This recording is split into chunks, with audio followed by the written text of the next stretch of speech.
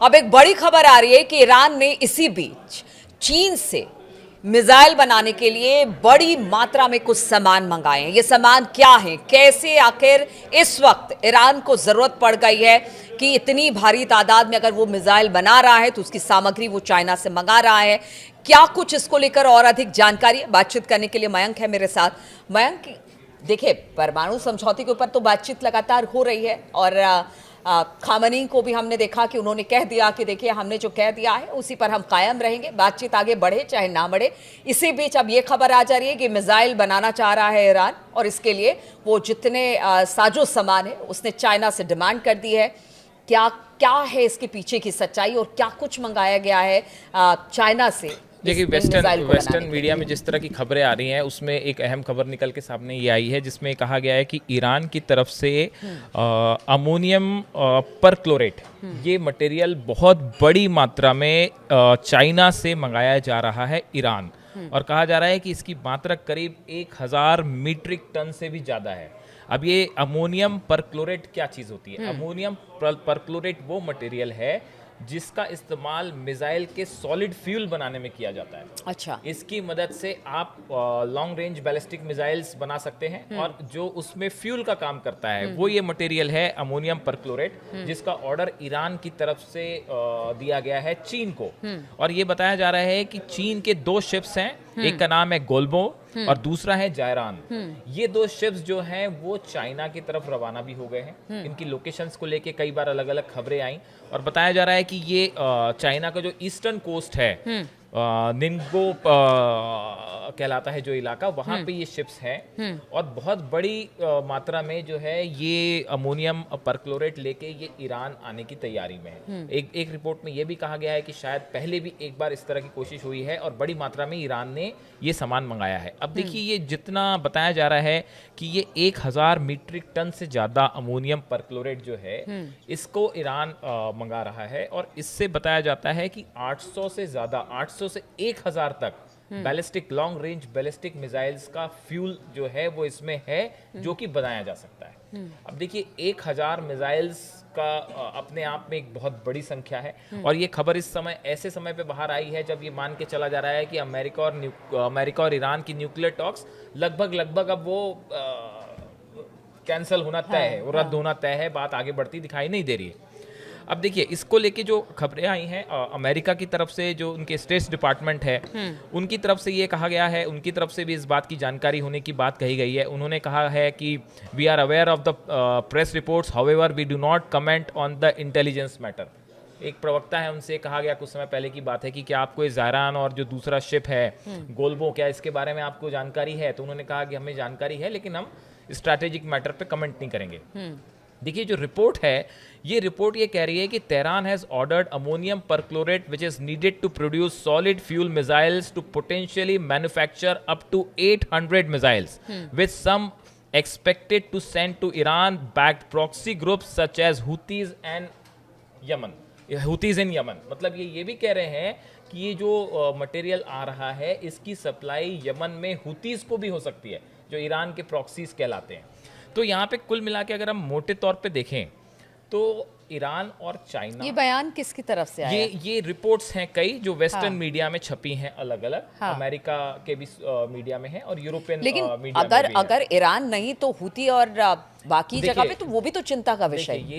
ये अब ये माना जाता है कि भाई ईरान के पास जो मटेरियल आ रहा है वो हुतीज को भी सप्लाई हो। अब देखिए, इसमें 2 अहम बातें हैं। अभी आपने देखा थोड़े समय पहले जब पिछली बार इजराइल ने ईरान पर स्ट्राइक की थी, जब ईरान की तरफ से 180 से ज्यादा बैलिस्टिक मिसाइल फायर हुई, उसके कुछ समय बाद इजराइल ने उसका जवाब दिया। तो इजराइल ने जिन टारगेट्स पे निशाना साधा था, ये कहा जाता है कि वहां पे ये स्टॉक पाइल मटेरियल था अमोनियम परक्लोरेट का, जहां पे इजराइल ने निशाना साध के मतलब इसको नष्ट किया था।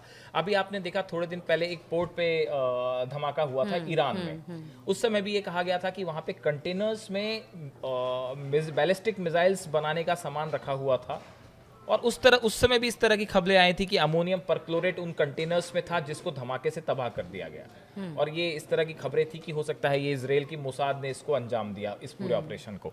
तो अब देखिए, ईरान जो है, ये बात तो तय है कि अगर ये टॉक्स कैंसिल होती हैं अमेरिका के साथ या बात आगे नहीं बढ़ पाती है। तो अभी देखिए एक खबर आ रही है कि इजराइल की तरफ से कहा गया, नेतन्याहू कह रहे हैं कि भाई हमने ट्रंप को विश्वास दिलाया है कि जब तक आपकी टॉक्स कैंसिल नहीं होगी तब तक हम ईरान पे हमला नहीं करेंगे। ये नेतन्याहू कह रहे हैं।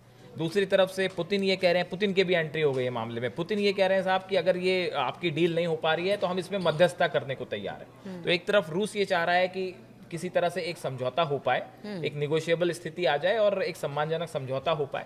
दूसरी तरफ बार बार इजराइल की तरफ से धमकी आ रही है कि अगर समझौता नहीं हुआ तो हम अटैक करेंगे। मेरी तो मयंक ये समझ में नहीं आता है कि अमेरिका समझौता करवाना चाहता है यूक्रेन रूस के बीच में, ईरान के और अमेरिका के बीच में अब रूस समझौता करना चाहता है। मतलब ये क्या है? ये आपस में एक तरह से उलझ भी रहे हैं, स्थितियां भी उस तरह से बन रही है, फिर समझौते की बात भी बीच में।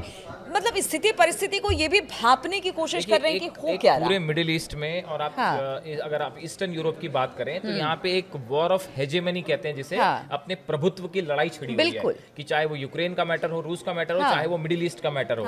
देखिए ईरान पे हमला करना आसान नहीं है, ये बात तो हर आदमी समझ रहा है। ये हर स्ट्रेटेजिस्ट जो है वो अमेरिका के भी समझ रहे हैं, इजराइल के भी समझ रहे हैं कि अगर आप ईरान पे हमला करते हैं तो उसका नतीजा होगा सीधा सीधा रशिया इन्वॉल्व है, सीधा सीधा चाइना इन्वॉल्व है। बैलिस्टिक मिसाइल्स जो इजराइल पे फायर की गई वो पूरी दुनिया ने देखा। तो ईरान पे हमला करना इतना आसान भी नहीं है कि जैसा नेतन्याहू कह रहे हैं कि हम आपके न्यूक्लियर इंस्टॉलमेंट्स को उड़ा देंगे, उतना आसान वो है नहीं। अब देखिए जिस तरह से ये रिपोर्ट्स आई हैं तो इस चर्चा के बीच में ईरान ने बड़ी जंग की तैयारी शुरू कर दी है, इसमें दो राय नहीं है।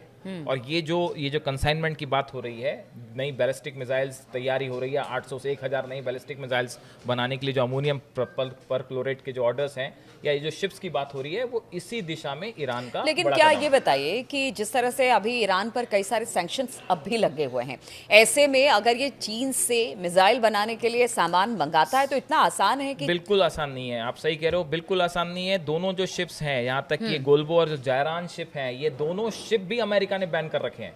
मतलब सिर्फ वो कंपनीज ही बैन नहीं है जो कि ईरान से ऑयल प्यूरिफाई करके ईरान को सप्लाई कर रही है। चाइना जो अपने ऑयल को प्यूरिफिकेशन के लिए चाइना भेजता है, उन कंपनीज पे तो बैन है ही। ये दो शिप हैं, बताया जाता है कि ये दो शिप पे भी अमेरिका ने बैन लगा रखा है कि भाई इन शिप को हम कहीं जाने की इजाजत नहीं देंगे। लेकिन बहुत सारे ऐसे रूट्स होते हैं जो कि जिनके जरिए इस तरह की सप्लाईज होती रहती है। तो अब फिलहाल देखना है कि इसको लेके, ये दो शिप्स को लेके क्या ये अपना सामान लेके वहां पहुंच पाए हैं या रास्ते में हैं या पहुंचने वाले हैं। कुल मिला के मिडिल ईस्ट में एक बार फिर बड़ी जंग की तैयारी शुरू है।